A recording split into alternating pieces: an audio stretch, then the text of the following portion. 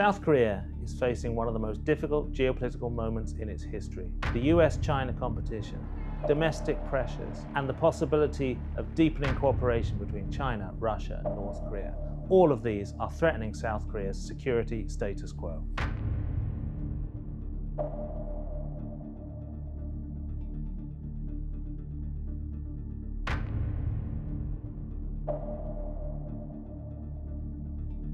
At the end of 2023, beginning of 2024, Kim Jong-un declared that the goal of peaceful unification would no longer be pursued. He stated that inter-Korean relations were implacably hostile and that South Korea had become North Korea's invariable arch enemy, removing any hope for improving inter-Korean relations anytime soon.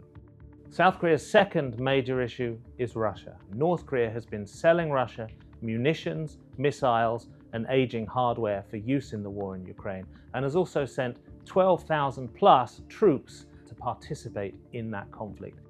In exchange, North Korea has also received significant help from Russia on its military development programs, including satellite launch technology.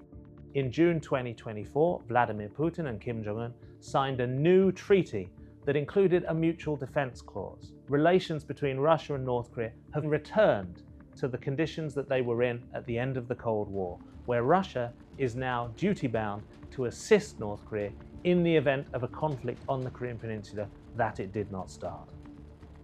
As a key outpost of US power in Asia, South Korea is naturally exposed to the worst of US-China competition. South Korea could easily be drawn into any Taiwan contingency that may arise, being entrapped in a conflict not of its own making. South Korea has faced a dilemma for decades. The United States is its main defense partner. China is its main economic partner. So the United States provides for South Korea's security, China provides prosperity. This is a very difficult needle to thread, and South Korea has struggled to thread it for a very long time. During the period when Presidents Biden and Yoon Suk-yeol were in power, the alliance returned to some degree of stability after the first Trump administration. However, the second Trump administration has reignited uncertainty as to the future of the US-South Korea alliance.